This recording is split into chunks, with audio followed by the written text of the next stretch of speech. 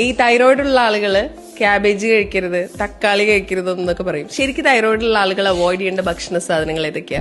Thyroid ഉള്ള ആളുകള് ക്യാബേജിന്റെയും തക്കാളിയുടെയും കോളിഫ്ലവറിന്റെ ഒക്കെ പുറകെ പോകുന്നതിന് മുമ്പ് ആദ്യം ഏറ്റവും പ്രധാനപ്പെട്ട തൈറോയിഡുള്ള ആളുകൾ 3 കാര്യങ്ങൾ അവോയ്ഡ് ചെയ്യണം. 1 ഗോതമ്പാണ്, ഗോതമ്പോ, വീറ്റ്. 2 പാലാണ്. 3 ഷുഗറാണ്, പഞ്ചസാര.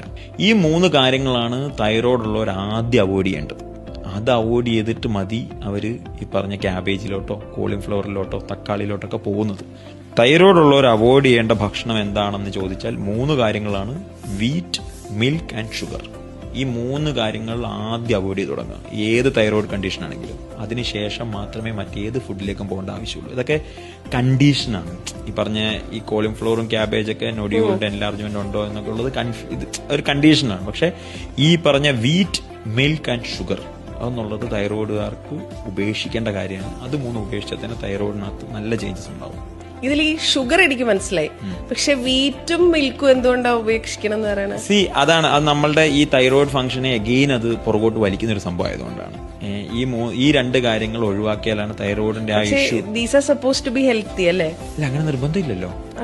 അങ്ങനെ നിർബന്ധമില്ല. ഇപ്പൊ ഞാൻ പറയുന്നത് ഇപ്പൊ ഈ പറഞ്ഞ കാർബ് നമ്മുടെ ശരീരത്തിന് വേണ്ടതാണ് അല്ലേ?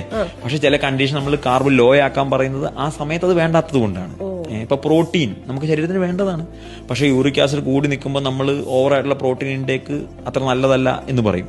ഫൈബർ നമ്മുടെ ശരീരത്തിന് വേണ്ടതാണ്, പക്ഷെ കിഡ്നിയിൽ ചില കണ്ടീഷൻ നിൽക്കുമ്പോൾ നമ്മൾ അത് കുറയ്ക്കാൻ പറയും. അപ്പൊ അതുപോലെ തൈറോയിഡ് ഉള്ള കണ്ടീഷനിൽ നമ്മൾ ഒഴിവാക്കേണ്ട 3 കാര്യങ്ങൾ എന്നുള്ളത് വീറ്റ്, മിൽക്ക് ആൻഡ് ഷുഗർ.